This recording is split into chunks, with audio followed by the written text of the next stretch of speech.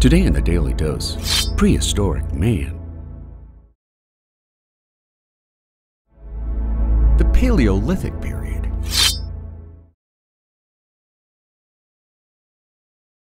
Sometimes referred to as the Old Stone Age, the Paleolithic period in human prehistory saw the slow adaptation of stone tools, increasing hominins' survival and productivity from 3.3 million years ago to the end of the Pleistocene epoch, approximately 11,650 years ago. During the Paleolithic period, hominins banded together in social groups, subsisting as hunter-gatherers who employed stone, bone, and wooden tools, along with leather and vegetable fibers to manipulate their environments. While most of the early Paleolithic period saw little diversity and innovation in tools and other artifacts, about 50,000 years ago, archaeologists have cataloged a marked increase in the sophistication of tools, artwork, and weaponry. Early Homo habilis slowly evolved into anatomically modern humans by the Upper or Late Paleolithic period, matching modern humans both in appearance and behavior, including the advent of religious or spiritual behaviors such as burying the dead, as well as rituals of supplication to mythological gods. Climate conditions during the Paleolithic period flip-flopped several times from glacial to interglacial, triggering significant periodic fluctuations between warm and cool temperatures, causing waves of forced human migrations that peopled the Earth. Approximately 45,000 years ago, the first humans reached Europe, while Australia was reached 40,000 years ago. Human Paleolithic remains in Japan date back 30,000 years ago, while Siberia and the Arctic Circle witnessed the arrival of humans some 27,000 years ago, making the Paleolithic period an evolving, no doubt difficult time for early man. Communication techniques of early man.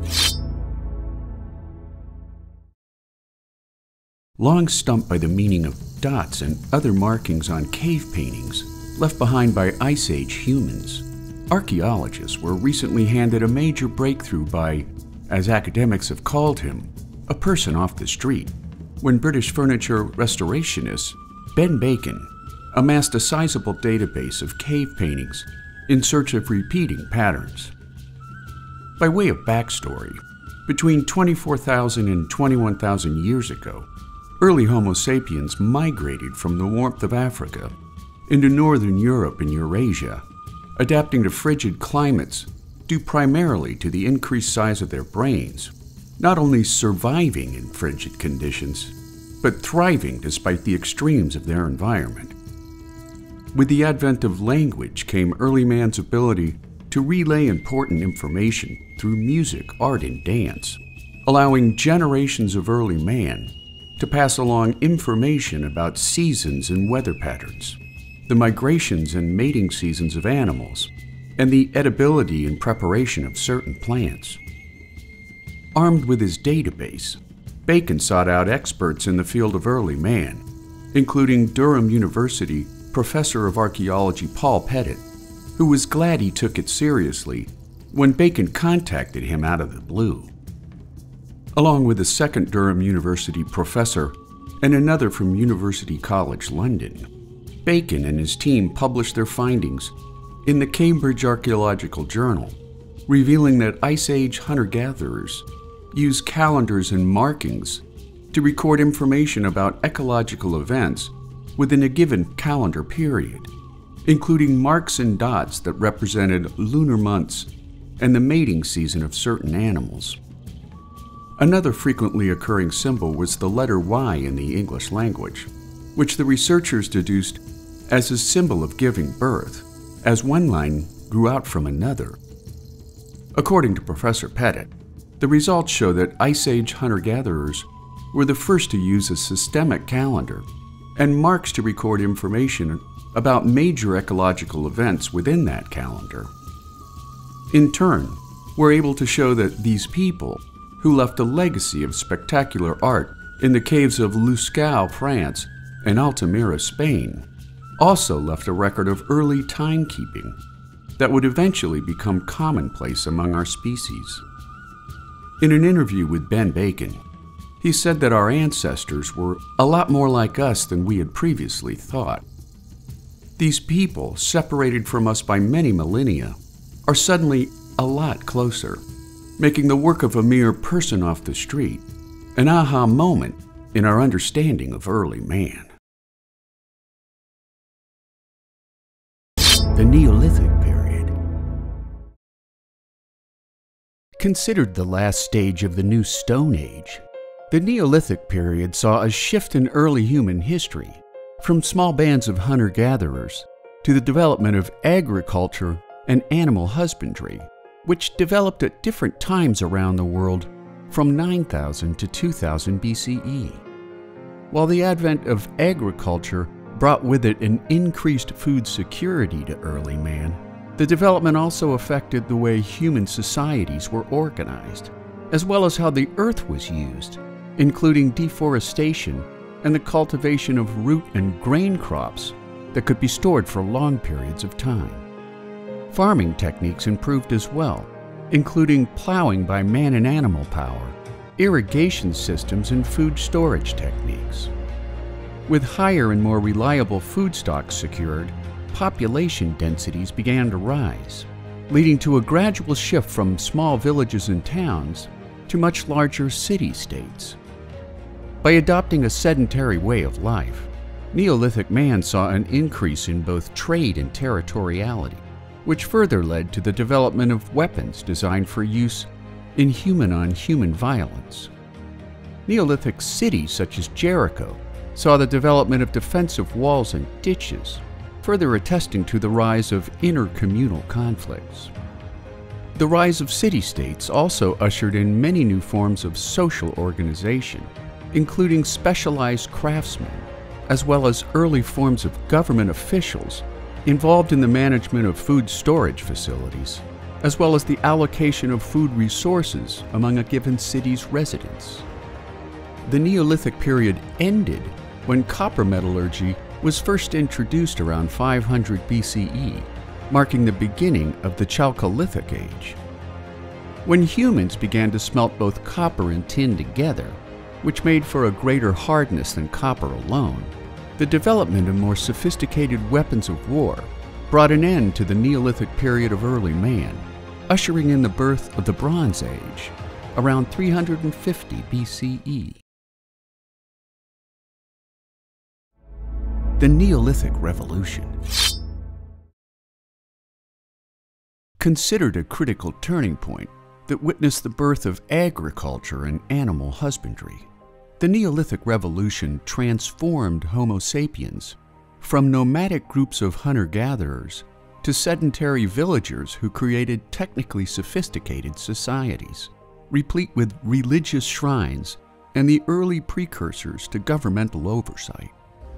Considered the last period of the new Stone Age, the Neolithic Revolution brought with it an increased food security to early man, as well as socialized developments that affected the way human societies utilized the earth, including deforestation and the cultivation of root and grain crops that could be stored for long periods of time. The Neolithic Revolution's precursors originated in the Levant, which today encompasses Israel, the Palestinian territories, Lebanon, Jordan, and western Syria. It is here that archaeologists discovered Natufian villages dating as far back as 13,000 BCE, which sprang up after the end of the last ice age, allowing humans to cultivate plants and to herd animals in far greater abundance. Roughly 9,000 years later, the singular event of the Neolithic Revolution began in Mesopotamia, between the Tigris and Euphrates rivers in current-day southern Iraq, before spreading outward into India, Europe, and beyond. With an abundance of food and the creation of larger human communities, ideas and new technologies could now be explored like never before, allowing Homo sapiens to create a unique human realm that encompassed fixed homes and the security of group defenses against the dangerous lands and animals beyond their campfires. With a decrease in time and energy spent on subsistence survival, the change of consciousness brought about a conceptual shift that allowed early man to conjure up human-like gods that existed in universes beyond the physical world. The Neolithic Revolution ended when copper metallurgy was first introduced around 500 BCE, marking the beginning of the Chalcolithic Age. When humans began to smelt both copper and tin together, which made for a greater hardness than copper alone, the development of more sophisticated weapons of war ushered in the Bronze Age around 350 BCE, forever cementing the Neolithic Revolution as one of the most dramatic leaps forward in the long history of man. The Mesolithic period of early man. Nestled between the Paleolithic and Neolithic periods, the Mesolithic period, or Middle Stone Age, comprised the last phase of hunter-gatherer cultures in Europe and Western Asia, between the end of the last glacial maximum and the Neolithic Revolution, which saw the rise of agriculture and animal husbandry in human civilizations. Developing at different time spans throughout the Mesolithic timeline, in Europe, the Mesolithic period is thought to span from 15,000 to 5,000 years before the present, while Southwest Asia saw the period span from 20,000 to 8,000 years before the present. While social cultures associated with the Mesolithic period also vary based on geography, the period is most associated with the decline in group hunts of large animals in favor of a broader hunter-gatherer lifestyle, which also saw the development of more intricate and smaller lithic tools and weapons, compared to the heavy-chipped equivalents employed by their Paleolithic ancestors. The period also witnessed the early use of pottery and textiles, along with permanent and semi-permanent settlements near coastal oceans and inland waters, which offered consistent and bountiful food supplies. Religion and burial rites remained fairly primitive during the Mesolithic period, contrasted by the grandiose burial mounds and spiritual shrines of the Neolithic period. As temperatures began to rise after the end of the last ice age, abundant plant matter and rising animal populations allowed late Mesolithic humans to continue their hunter-gatherer lifestyles, despite bumping up repeatedly against sedentary human societies of the early Neolithic Revolution. As developing techniques in farming, herding, polished stone axes, timber longhouses, and pottery spread across Europe, many late Mesolithic groups rejected the Neolithic Revolution due to ideological resistance, differing worldviews, and an overall dismissal of the sedentary farming lifestyle. Many archaeologists and historians believe that crossover resistance to farming may have lasted for more than 2,000 years after the first arrival of farming societies, while in northeastern Europe, the hunter-gatherer lifestyle persisted into the medieval period in regions less suited to agriculture, making the Mesolithic period a time of slow transition into the unhurried birth of modern civilization.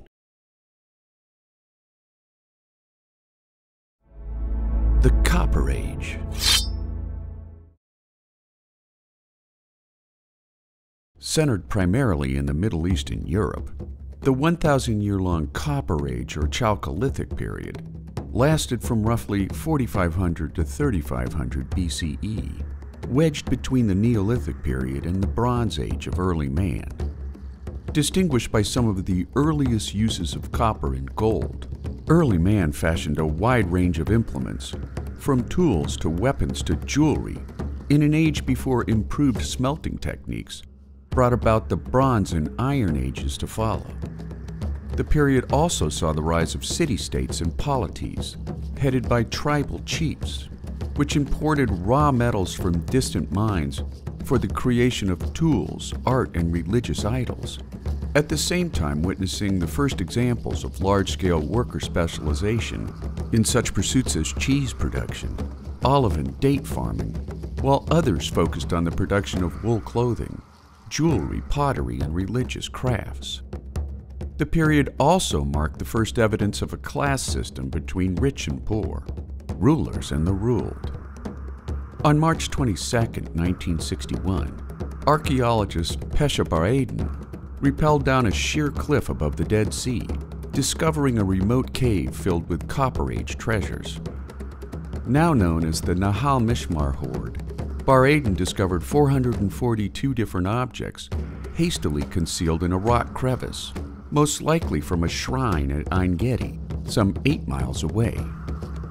The Nahal Mishmar Hoard contains 429 copper pieces, employing the earliest known use of a complex smelting technique known as the lost wax casting process, along with 6 hematite pieces,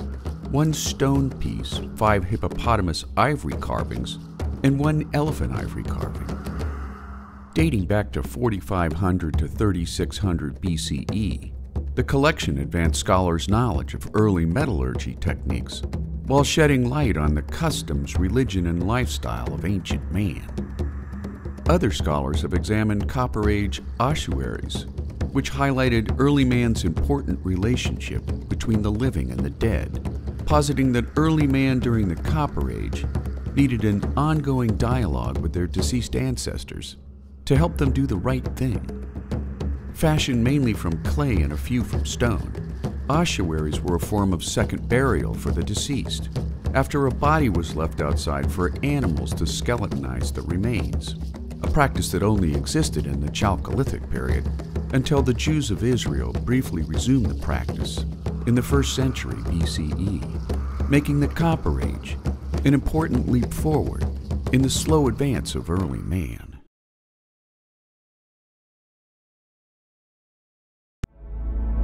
The Bronze Age.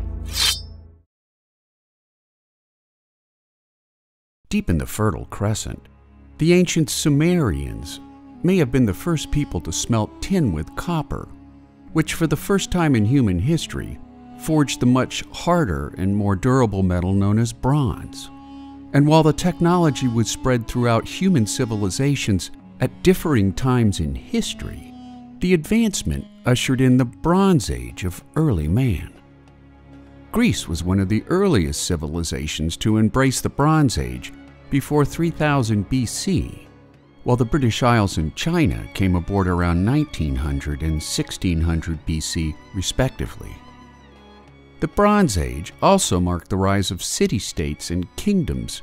governed by centralized rulers, such as the Mesopotamian cities of Eridu and Uruk, in current-day Iraq. And while the Mesopotamians pioneered the use of levees and irrigation canals, Bronze Age Sumerians invented cuneiform script, which was used in the poem The Epic of Gilgamesh, which followed the travels of a Sumerian king as he battled monsters and went on quests for the secrets of eternal life. After the Babylonians rose to power around 1900 BC, Amorite king Hammurabi created the earliest and most complete set of laws known as the Code of Hammurabi, which helped the city of Babylon overtake the Sumerian city of Ur as the Fertile Crescent's most powerful city-state. Thanks to the metallurgical improvements in bronze weaponry, the nearby Assyrians expanded their territory through battles with the ancient Egyptians and the Hittite Empire of present-day Turkey, while in China, chariots, weapons, and ships were built in bronze, using piece mold casting instead of the lost wax method employed by most Bronze Age civilizations. The Bronze Age in Greece ushered in the Cycladic civilization around 3200 BC, followed by the Minoan civilization several hundred years later on the island of Crete, which established the first advanced civilization in Europe. While the Bronze Age ended quite suddenly around 1200 BC, in the Middle East, North Africa, and Mediterranean Europe, historians remain divided over the cause, although they do agree that the end of the Bronze Age came about in a sudden, culturally disruptive and violent manner, leading to the widespread abandonment of ancient cities, the loss of long-established trade routes, and an overwhelming decline in literacy. Archaeological evidence points to a 150-year period of severe droughts in the eastern Mediterranean from 1250 to 1100 BC, which triggered a domino effect of famines, socio-political instability, and invasions by tribes in search of food and arable land. But what historians do agree on is that the Bronze Age ended with man's discovery of an even stronger metal called iron. Psychedelic cave raves of early man. While previous evidence of prehistoric drug use has been suggested through trace evidence of opium alkaloids in Bronze Age containers, as well as the depiction of known drug-inducing plants in cave drawings, researchers at a Bronze Age burial site named Escarit on Minorca, one of the Balearic Islands off the eastern coast of Spain, have identified plant-based psychedelic drug use in hair samples of Bronze Age humans.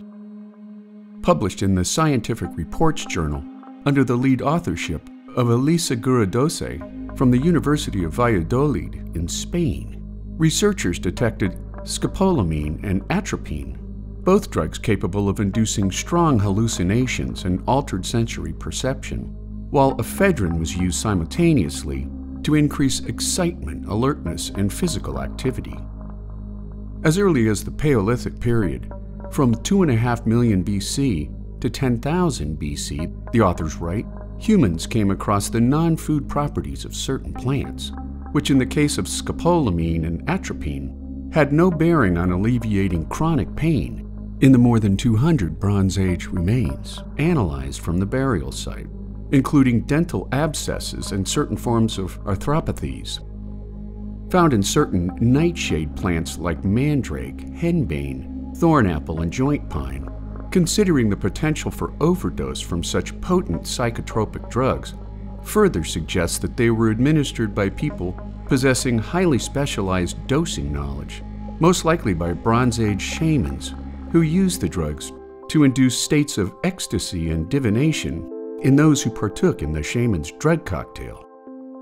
Dating back 3,000 years, the hair samples analyzed at Escarit were unearthed in highly decorated horn and wooden containers. Many hair samples dyed red, suggesting power and status within a given tribe, which were moved to a separately sealed chamber deeper in the cave approximately 2,800 years ago, when cultural changes most likely ended the use of psychotropic drugs, while the containers were sealed to preserve ancestral remains as a historic record of ancient traditions.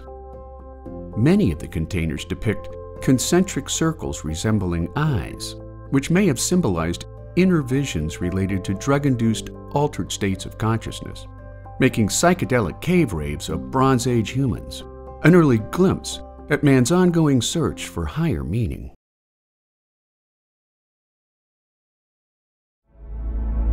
Stonehenge.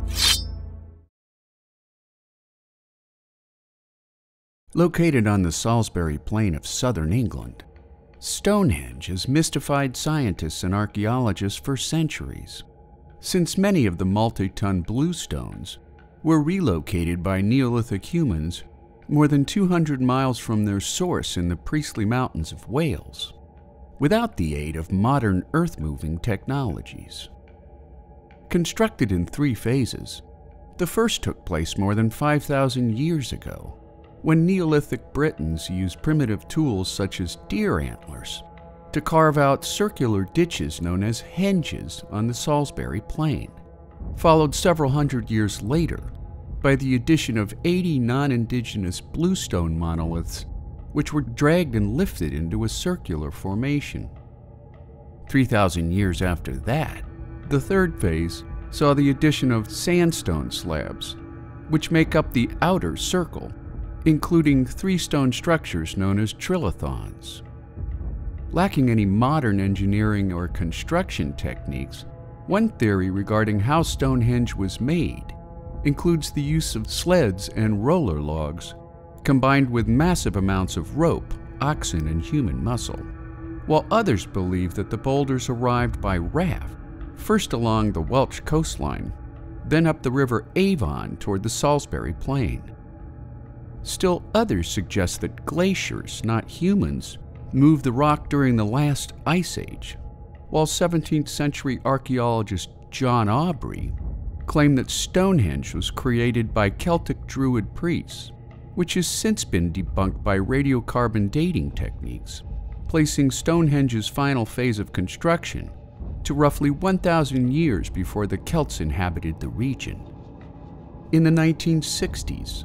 astronomer Gerald Hawkins suggested that Stonehenge was used as an astronomical calendar of sorts, which allowed Neolithic man to track solstices, equinoxes, and eclipses.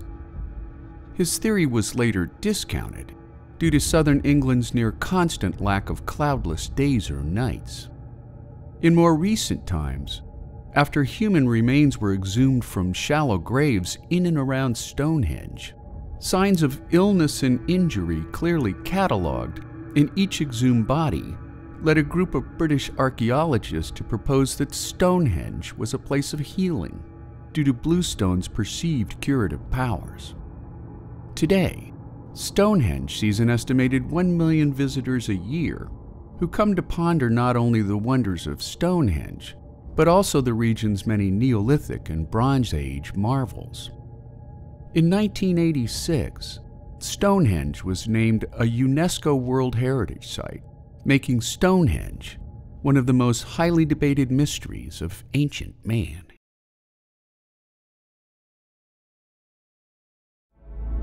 The Minoan eruption of Thera.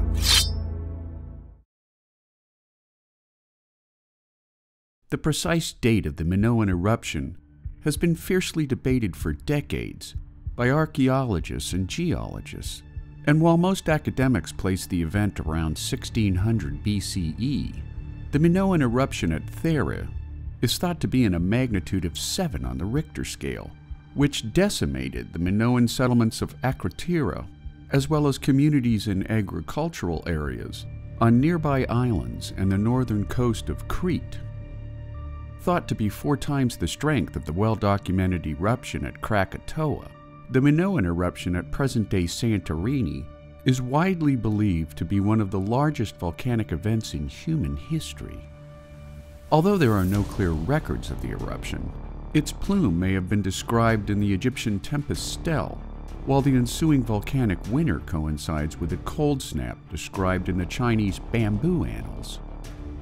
Adding to the historic significance of the eruption, geologist Barbara J. Sivertson has further sought to establish a link between the Minoan eruption and the biblical exodus of the Israelites from Egypt. Geological evidence shows that the Thera volcano erupted numerous times over several 100,000 years before the catastrophic Minoan eruption of 1600 BCE. In a recurring process, the volcano would erupt violently before collapsing into a roughly circular seawater-filled caldera, with numerous small islands forming in a circle around the primary vent. The caldera would slowly refill with magma, building up a new dome until the next eruption started the cycle over again. When the main volcanic eruption finally occurred, it hurled ash and magma 20 miles high into the stratosphere, at the same time creating a tsunami with an estimated wave height of 115 to 492 feet, which decimated the northern coastline of Crete. The dramatic western coastline of Santorini was created when the island split in 2 during the primary blast. Greek folklore has perpetuated the story that the Minoans living on Thera departed the island in a flotilla of ocean-going vessels when the frequency of earthquakes began to intensify, making their way to nearby Crete before celebrating their salvation by the time the main eruption finally occurred. Sadly, however, none of the celebrants possessed knowledge of the association of earthquakes and tsunamis, and when the wave crashed ashore on the northern coast of Crete, all the survivors were drowned in a watery death before their bodies were washed out to sea.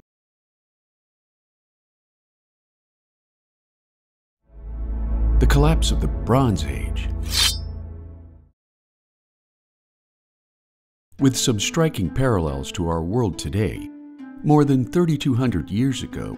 Bronze Age civilizations such as the Babylonians, Greeks, Minoans, Egyptians, and more relied heavily on a global interdependence of trade, both in valuable metals and finished products. A stunning example of the interconnectedness of Bronze Age civilizations comes from the archaeological gold mine found aboard the shipwreck Uluburun off the coast of present-day Turkey, where divers recovered ivory trinkets, gold and agate jewelry, ostrich eggshells and elephant tusks, along with copper from Cyprus, tin from Afghanistan, silver and gold from Egypt and Greece. In a matter of decades, however, that all ended after 1177 BC, when a perfect storm of stressors led to a devastating period of societal regression and collapse. According to Eric H. Klein, professor of classical and ancient Near Eastern studies and anthropology at George Washington University, the traditional explanation for the sudden collapse of the Bronze Age was the arrival of marauding invaders, collectively known as the Sea Peoples, who burned cities and overwhelmed defending armies. According to archaeological ruins, while the Egyptians were able to ward off the Sea Peoples, other civilizations were far less fortunate, including the Hittite and Canaanite empires. Other contributing factors to the collapse of Bronze Age civilizations include a long period of what scholars have called a megadrought, which brought about widespread famine and disease, along with a rapid-fire series of devastating earthquakes known as an earthquake storm. While scholars have pointed to the Sea Peoples as an important cause behind the collapse of Bronze Age civilizations, Klein, in his compelling book 1177 BC, The Year Civilization Collapsed, suggests that the Sea Peoples were closer to a symptom than its primary cause, when bands of marauding climate refugees invaded and pillaged in their search for ever-dwindling resources. After trading systems had collapsed like dominoes, large-scale monument building came to a precipitous halt, along with an important writing system called Linear B, used by Greek and Mycenaean scribes as a form of economic accounting. Soon after the collapse, ancient civilizations began smelting weapons and plows from iron instead of bronze, proving to be a stronger and far superior metal, ushering in an important leap forward in the history of early man. The Iron Age. Spread out over time based on geography and the intermittent exchange of new technologies, most scholars place the start of the Iron Age around 1200 BCE, after the collapse of important Bronze Age civilizations such as Mycenaean Greece, a period known as the Greek Dark Ages, and the Hittite Empire in present-day Turkey. During the collapse of the Bronze Age, the period witnessed the destruction of key trade route cities such as Troy and Gaza, which many believe followed a 150-year period of earthquakes, famines, invasions, and socio-political unrest. Literacy rates fell precipitously in its wake, along with rising shortages of copper and tin, which in turn led Iron Age smithies to forge even stronger metals by smelting readily available iron and carbon into steel, resulting in a new metal that proved to be far superior in strength than copper, bronze, or tin. With the destruction of city-states and trade routes came a period of regional isolation during the Iron Age, which led nomadic pastoralists in the Near East to raise sheep, goats, and cattle on the Iranian plateau. Near the end of the Iron Age, the period also saw the rise of the Persian Empire during the reign of Cyrus the Great, which eventually stretched from the Balkans to the Indus Valley in India. Life in Iron Age Europe, meanwhile, saw the rise of improved farming yields, brought about by the use of iron tools, populated mainly by the Celts, who migrated throughout Western Europe, including Britain, Ireland, France, and Spain. Iron Age Celts lived primarily in hill forts during the period, which afforded defensible high ground positions, fortified by walls and ditches, allowing warriors to successfully defend hill fort settlements against attacks by rival clans. Hill fort families lived in round houses made of wood and mud plaster, under pitched roofs of thatch, tending to crops and livestock, such as wheat and barley, goats, sheep, pigs, and cattle. Most scholars point to the end of the Iron Age during the life of Herodotus, when the so-called father of history began writing the histories, although end dates vary based on the same principles of geographic isolation and the variable spread of new technologies and information, which saw a latent end to the Iron Age in Scandinavia, closer to 800 AD, during the rise of the Vikings. In Western and Central Europe, most scholars place the end of the Iron Age beginning with the rise of classical Greece in the 5th and 4th centuries BCE, while others point to the Roman conquest of 1st century BCE, making the Iron Age a relatively short yet important leap forward in the early history of man. And there you have it, Prehistoric Man, today in the Daily Dose. Today's Daily Dose documentary is brought to you by PlatosPeach.com, a lesson planning tool leveraging content like this and much more for educators and homeschooling parents. Check out the description for more information so that you too can teach something new every day.